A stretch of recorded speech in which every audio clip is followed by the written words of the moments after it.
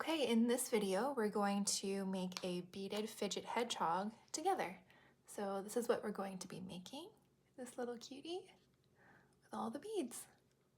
All right, let's open up our kits.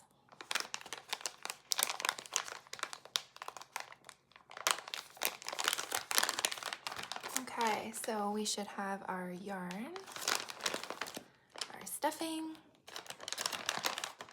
crochet hook, our beads,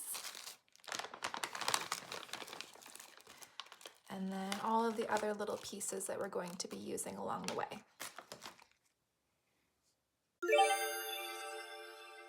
We've got cute little eyes, nice little nose, got a multicolored body, tails all sewn up, and sweet little legs. Awesome! I hope you enjoy your hedgehog.